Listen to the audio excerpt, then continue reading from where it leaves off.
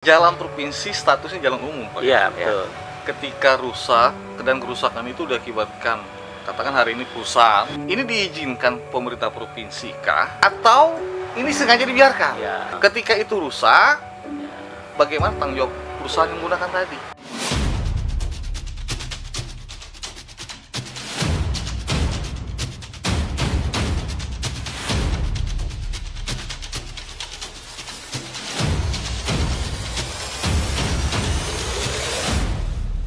Assalamualaikum warahmatullahi wabarakatuh. Salam penegakan hukum, salam sahabat Kalibata. Oke, selamat malam rekan-rekan, selamat malam Om. Selamat malam. Ya. Saya perkenalkan dulu, kita lagi bersama-sama sama Pak Untung Jaya Bangas dari Partai Demokrat. Kebetulan beliau anggota DPRD Kabupaten Gunung Mas. Ya. Jadi Om, saya ini punya pengalaman. Jadi kita sekedar cerita biar kita tahu apa yang terjadi nih Om. Ya, siap. Saya sekitar 2 bulan yang lalu ada ke Gunung Mas, ke Kuala Ya. Kurun. Jalannya memprihatinkan Om. Siap, ya. Terus saya lihat pemberitaan di media, saya lihat TikTok, di YouTube, bahkan di media cetak. Ya, ya. Gimana sebenarnya Om kondisi di sana Om? Ya. Untuk sementara ini sejak tahun 2019 ya, jalan kami itu untuk menuju Palangkaraya, Gunung Mas, sebaliknya dari Gunung Mas ke Palangkaraya, khususnya kota Pulau Kurun ya, ke Palangkaraya itu mengalami kerusakan berat ya, sejak adanya angkutan pertama angkutan dari HPH gitu kan, hak penguasaan hutan Ya. dari PBS besar yang bergerak di bidang kehutanan, dan selanjutnya sekarang itu sejak akhir tahun 2019 itu juga banyak angkutan batu bara. Jadi angkutan produksi itu melalui jalan umum gitu. Kalau kita berbicara masalah jalan itu ada dua sebetulnya. Iya. Pertama ada jalan umum dan kedua jalan khusus. Ya. Jalan umum itu dikhususkan untuk masyarakat umum. Ya. Yang mana itu untuk kesejahteraan masyarakat, mobilisasi masyarakat, akun barang masyarakat. Ya itulah untuk dia gunanya untuk jalan umum. Ya. Yang kedua itu adalah jalan khusus. Jalan khusus itu yaitu untuk perusahaan-perusahaan, terutama perusahaan besar, yang bergerak di perkebunan, bergerak di pertambangan maupun bergerak di kehutanan. Nah itu yang sekarang itu artinya jalan di sana tipenya tipe C, yang mana maksimal angkutan itu cuma 8 ton, tapi dilalui oleh 30 ton. Ya. Nah itu yang mengakibatkan rusak, dan memang ya buat kami di sana ya, saya sendiri yang memakai jalan itu sangat-sangat luar biasa parahnya, dan ini gitu kan. Warga banyak mengeluh juga kan Om? Wah luar biasa, maksudnya beberapa kali yang karena mengeluh itu juga kan sering ada demo, ada tindakan di jalan sama masyarakat menyetop truk-truk yang besar itu. Nah itu yang akhirnya berbenturan antar masyarakat dan masyarakat. Sikap Dewan terhadap masalah ini gimana Om? Kalau sikap Dewan, kalau saya sendiri, saya berbicara masalah saya sendiri ya. Saya sangat tidak mentolerir hal itu, karena itu memang sebetulnya sesuai aturan apa yang saya sampaikan tadi, karena jalan itu digunakan untuk jalan umum. Ya. Tidak boleh melalui jalan khusus. Dan saya sendiri sebagai anggota Dewan, yang mana aspirasi sampaikan saya dan saya mengetahui jelas gitu, terutama untuk AMDAL-nya, mereka tidak memakai jalan umum tapi memakai jalan lain gitu, jalan khusus atau jalan sungai, melalui sungai. Nah itu yang sekarang itu yang jadi tanda tanya besar buat kita gitu. Dan tindakan saya juga, saya pribadi, saya beberapa kali pertemuan melalui RDP memanggil perusahaan-perusahaan tersebut, dan mereka mengakui bahwa memang mereka salah, artinya AMDAL mereka langgar, tapi tanda kutip gitu. Sampai saat ini aman-aman saja gitu. Beberapa kali juga pertemuan dengan DPR provinsi juga kita, dan bahkan saya pernah ikut demonstrasi di depan gedung DPR. Oh pernah Om? Pernah saya, kalau nggak salah itu tanggal 16 Desember gitu kan. Kemarin ya? Yang 2021, setahun yang lalu. Oke, ini ada praktisi hukum. Jadi Mas Farlin gimana melihat ini? Ini kan penguasa jalan provinsi nih. Ya, jalan provinsi statusnya jalan umum, Pak. Iya, betul. Ketika rusak dan kerusakan itu diakibatkan, katakan hari ini perusahaan, saya temukan ada perusahaan pertambangan, perkebunan. Yang jadi pertanyaan, ini penegakan hukum kita ini yang mana? Kalau kita tadi konsisten bahwa jalan umum dilarang untuk kegiatan perusahaan, maka harusnya ada penegakan hukum yang serius. Iya, betul. Nah, persoalannya seperti seolah ditolerir. dibiarkan. Iya, nah itu ya. Nah, ini kan jadi persoalan. Nah, saya juga melihat di sini ini diizinkan pemerintah provinsi karena kan kewenangan pemerintah provinsi ya. Karena itu status jalan provinsi. Ini diizinkan pemerintah provinsi kah? Ya. Atau ini sengaja dibiarkan? Ya. Nah, kalaupun kita bicara diizinkan, Bang Rod, harusnya ada kompensasi. Betul. Komitmen. Ketika itu rusak, bagaimana tanggung jawab perusahaan yang menggunakan tadi? Nah, kalau kita tadi, Bang Rod, kita tegas kepastian hukumnya ketika ada jalan umum rusak karena kegiatan perkebunan, maka harusnya ditindak dong. Kan jelas. Iya. Perda Provinsi Kalimantan Tengah jelas bahwa jalan umum tidak bisa atau digunakan untuk kegiatan perusahaan perkebunan. Itu jelas perdanya. Nah, saya juga menggarisbawahi di sini, Bang Roy. Penyelenggaraan pemerintahan daerah, kita bicara pemerintahan daerah, pemerintah provinsi ataupun pemerintah Kabupaten Gunung Mas, ada namanya asas yang namanya pertama asas kepentingan umum. Iya, betul. Kalau kita bicara kepentingan umum, maka ini harusnya yang diutamakan, Pak. Ya, artinya kepentingan umum ini harusnya yang lebih utama dibanding kepentingan perusahaan. Nah, jadi kan hari ini ada suatu pemikiran yang mana didahulukan, kepentingan umum kah atau kepentingan investasi katanya. Kalau kalau ada pertanyaan begitu, saya lebih mendahulukan kepentingan umum. Tapi saya potong kabarin. Kalau tidak salah kan ada peraturan. Swasta boleh menggunakan jalan umum dengan catatan memberikan jaminan. Yang jadi pertanyaan saya, Om, ini sekarang sudah terlaksana apa belum ini? Nah, begini, saya perlu membantah hal itu karena saya juga baru pernah ke Kementerian SDM ya. Swasta itu sebetulnya tidak boleh memakai jalan umum. Mengangkut hasil produksinya. Tapi ketika dia mau memproduksi menggunakan jalan boleh. Artinya mengangkut alat-alat berat mereka melalui jalan umum itu untuk kepentingan produksi mereka Nah, ketika sudah sudah ada hasilnya tidak boleh mereka memakai jalan umum itu untuk kepentingan hasil produksi mereka. Karena itu apalagi kalau bidang kita berbicara masalah pertambangan atau batu bara, itu kan polusi udaranya itu luar biasa. Iya, betul. Nah, itu kan yang pertama, di sepanjang jalan itu kita tidak tahu debunya. Nah, makanya kenapa ada undang-undang gitu. Artinya undang minerba mineral dan batu bara, boleh nanti habis itu undang-undang lalu lintas nomor 22 tahun 2009. Nah, itu jelas sekali mengatakan bahwa jalan ini ada jalan khusus dan ada kriterianya. Seandainya pun itu kalau menurut undang-undang itu, maaf ya, ini praktis hukum mungkin salah, nanti dibenarkan gitu untuk saya gitu kan. Jalan itu tidak boleh memang dipakai untuk hasil produksi. Apalagi kalau bentuknya seperti bidang kehutanan yang mengangkut kayu logs yang besar-besar itu kan, yang panjang itu yang luar biasa. Yang pertama kenapa saya itu berbicara, itu ada kerugian negara di situ. Bayangkan sekarang itu 200 miliar loh. Nah, sampai saat ini itu sampai kami ada pertemuan kemarin RDP dengan DPRD Provinsi Kalimantan Tengah yang dihadiri oleh Kepala Dinas PUPR dan pihak Polda juga menghimbau sebetulnya minta tolong kepada investor-investor perusahaan besar swasta ini, baik pertambangan, perkebunan maupun kehutanan, itu menghentikan kegiatannya karena ketika mereka mengerjakan itu tidak akan mencapai kualitas yang baik. Artinya jalan itu akan tetap, biarpun 200 miliar akhirnya seperti kita membuang membuang anggaran, membuang duit yang sia-sia sajalah begitu. Nah, itu. Oke, Mas Farlin, ini ada pertanyaan nih. Kita boleh menduga sekarang bercerita bahwa telah terjadi juga tindak pidana pelanggaran, saya bilang. Siapa yang berhak menertibkan lain? Ya, nah ini sebelum kita menjawab penertiban, tadi saya mendengar menghimbau. Oke, ada kata menghimbau, bahkan terakhir informasi Bupati Gunung Mas marah-marah. Betul. Karena perusahaan-perusahaan yang menggunakan jalan tersebut tidak komitmen. Persoalannya hari ini, pemerintah itu tidak boleh kalah dengan perusahaan.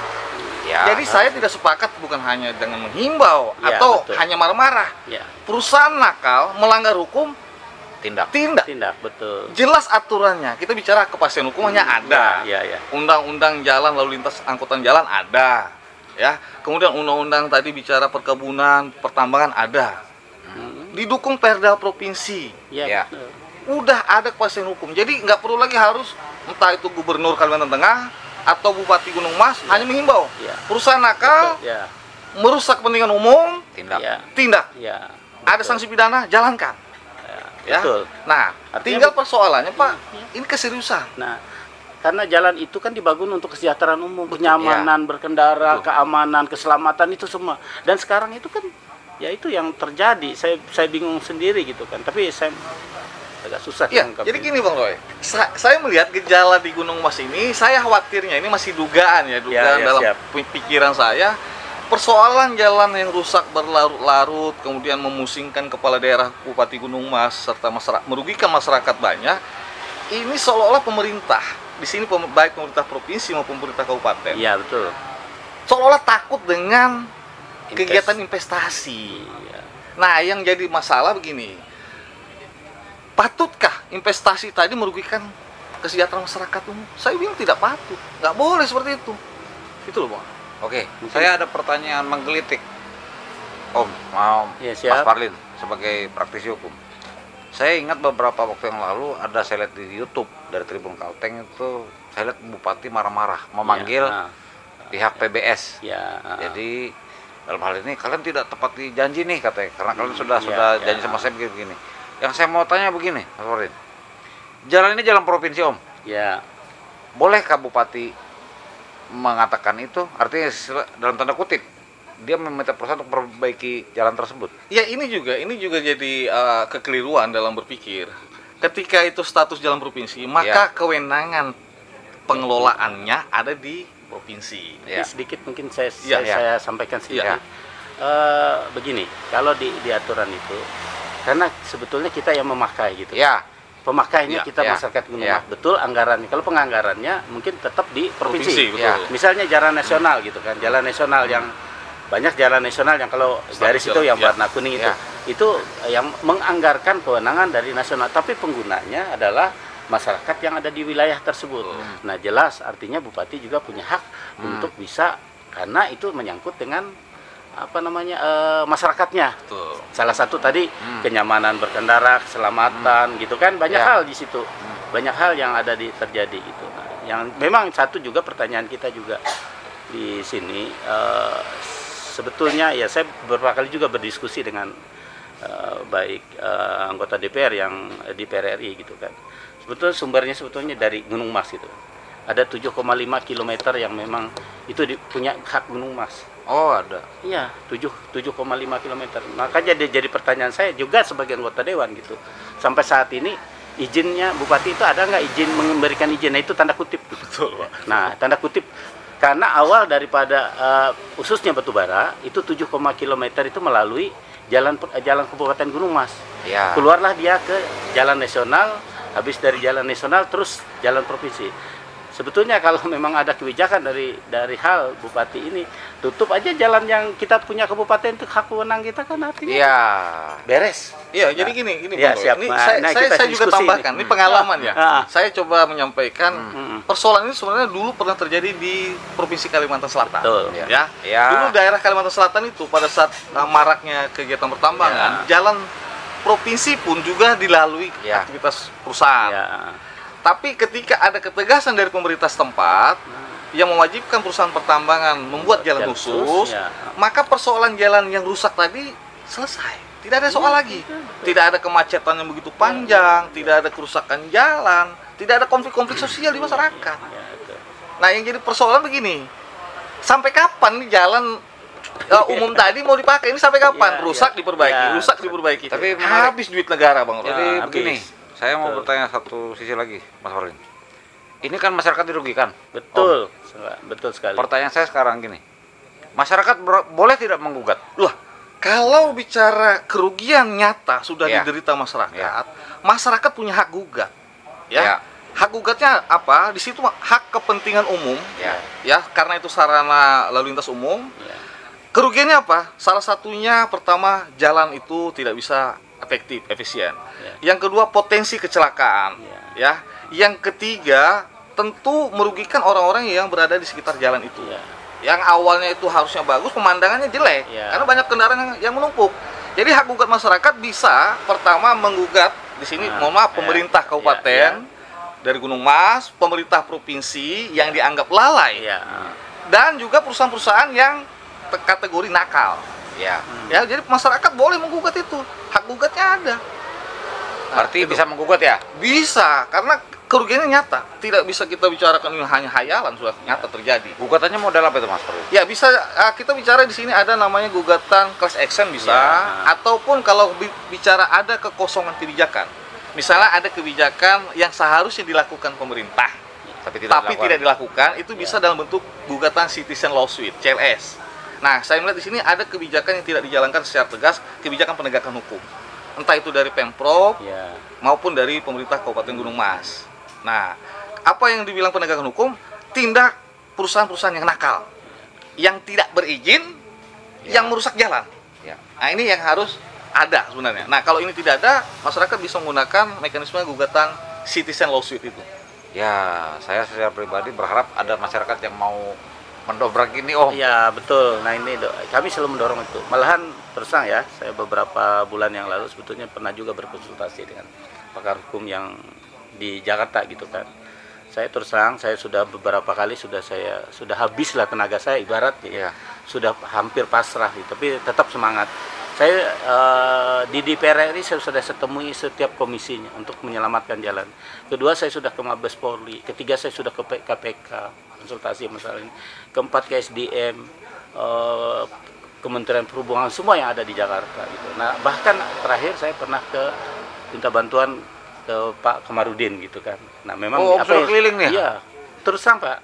Ke Kamarudin Simanjuntak? Iya, Kamarudin Simanjuntak. Apa yang disampaikan ya adakan aja class action gitu kan. Atau ada masyarakat yang memang ingin menggugat hal tersebut. Cuma ya kita masih mencari hal solusi. Kemarin saya ke Kementerian SDM itu batu bara itu kan banyak ditumpahkan di pinggir-pinggir jalan gitu kan. Bahkan sekarang kan ada yang truknya terbalik. Coba itu memang itu boleh kita laporkan. Makanya sebetulnya kita sekarang nanti kita bicara ke depannya nanti. Mudah-mudahan nanti bisa kita lakukan itu.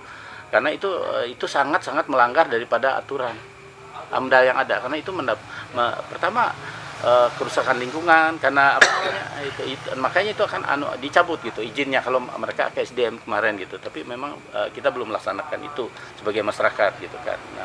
Nah itu yang membuat memang terus terang saja kalau untuk jalan kami Gunung Mas itu membuat ketidaknyamanan. Bayangkan dengan lebar jalan yang kecil gitu, sementara yang ini truk-truk itu tidak sesuai dengan lebar jalannya. Artinya maaf saya berbicara apa yang disampaikan aspirasi masyarakat, kami diperkuasa, kami dijajah. Terus terang aja, kami merasa dijajah gitu kan, dijajah oleh keadaan ini. Apa yang saya bilang tadi saya sudah sampaikan ke pusat gitu, keadaan kami di sini. Kalau di provinsi saya sudah apalagi kalau di kabupaten gitu. Saya beberapa kali terus terang aja berbenturan dengan masyarakat sudah melakukan berapa kali aksi kan. Yang pertama dulu pernah di Tanjung Keritak tanggal 5 Januari, dan ini memang sudah melakukan aksi-aksi yang mana juga komitmen daripada Bupati juga di situ bahwa truk-truk yang besar tidak diizinkan. Tapi ternyatanya sampai saat ini juga masih jalan. Nah, saya yang bingung juga, maaf ya untuk pemerintah Tenggungan, saya juga kebijakannya untuk memungut itu sebetulnya kan ada hal sebetulnya. Kalau itu berbicara masalah CRS, undang-undangnya apa, aturannya mana. Nah itu yang memang kadang-kadang jadi tanda tanya besar. Saya boleh, silahkan mereka terlibat di situ. Tapi kok kita sebagai pemerintah ya boleh ini, tapi aturannya dulu gitu. Di mana? Payung hukumnya. Makanya saya di pandangan fraksi kami Partai Demokrat kemarin saya bertanya, seandainya kontribusi itu dipenuhi oleh perusahaan, apakah mereka diizinkan lagi lewat? Nah itu. Kalau diizinkan sia-sia saja. Betul. Nah itu mungkin. Tapi pertanyaan saya tadi belum terjawab, Mas Valin. Ini kita kepada pelanggaran, jalan dipakai terus. Siapa yang berhak menindak ini? Ya, kalau bicara pelanggaran kerusakan jalan, di situ kita punya namanya Dinas Perhubungan. Mereka juga PPNS. Berarti Dinas Perhubungan Provinsi dan Kabupaten ya? Bisa. Nah, kemudian juga ada Polri. Kita kurang apa lagi nih? Polisi, udah lengkap lah. yang menjadi soal di sini ini kemauannya mau menyelesaikan masalah ini seperti apa. Kalau kita berbicara masalah ada apa sih gitu kan. Ada apa sih kan? Ada apa sih itu ini gitu kan. Itu nampak terlihat. Terlihat gitu. Bukan sesuatu yang susah dilihat. Yang kita masalahkan yang political will-nya ya. Iya, makanya saya khawatirnya jangan sampai persoalan rusaknya jalan ini nanti akan menimbulkan masalah yang lebih besar. Ya. Ya salah satunya praktik-praktik KKN, Pak. Iya. Entah itu praktik suap. Iya, nah, kita nggak tahu nih. Tiba-tiba ada praktik suap antara perusahaan dengan pemerintah. Kemudian ada suap perizinan. Iya. Nah, kita nggak tahu nih. Nah, makanya tadi jangan sampailah gara-gara jalan ini sudahlah merugikan masyarakat, nanti khawatirnya ada misteri besar di balik persoalan ini. Betul, kalau saya sangat ini gitu. Itu. Oke, Om. Dan perlu juga saya diketahui, sebetulnya jalan khusus itu ada sebetulnya. Oh, ada. Tapi keinginan dari pemerintah itu untuk melaksanakan sebetulnya dari masyarakat sudah kasih masukan. Jadi ada antara Gunung Mas dengan Kuala Kapuas itu sudah ada, memang sudah tinggal dibersihkan saja, tinggal diinikan saja ada sebetulnya. Tapi ini ya, mohon maaf saya, tapi bisa aja dilihat nanti kita ketemu nanti benang kusutnya di mana sebetulnya, kenapa jadi kusut, kenapa jadi Pak Untung. Harusnya kan kalau pengusaha kalau mau usaha ya punya modal dong. Punya modal. Makanya saya selalu modal jangan bikin sendiri dong. Jangan pakai jalan negara. Dan saya aneh itu kan amdalnya jelas-jelas dia melalui sungai. Sudah ada amdal itu kan bagaimana mereka operasional di sungai, bagaimana bikin pelabuhan, bagaimana. Nah, itu yang membuat saya tanda tanya. Kok sekarang dengan alasan karena sungainya dangkal. Loh, ketika mereka membuat amdal itu apa mereka tidak melakukan analisa gitu? Ada kajian. Ada kajian, ada apa. Nah, itu. Nah, sekarang kok enak gitu kan. Ya, melalui jalan umum yang memang sudah bagus. Terus terang aja dulu saya ya dari Palangkaraya ke Kuala Kurun itu 2,5 jam. Sekarang saya 5 jam. Bayangkan berapa rugi. Hampir setiap saya pulang pergi ya, saya sendiri pribadi ini itu sekali ban saya bocor karena saya menabrak lubang-lubang. Jadi gini Om, pengalaman saya pribadi kemarin itu lebih dari 4 jam Om. Saya ke sana kemarin 6 jam. Nah, 6 jam kan. Makanya saya sama teman-teman di mobil berkata begini.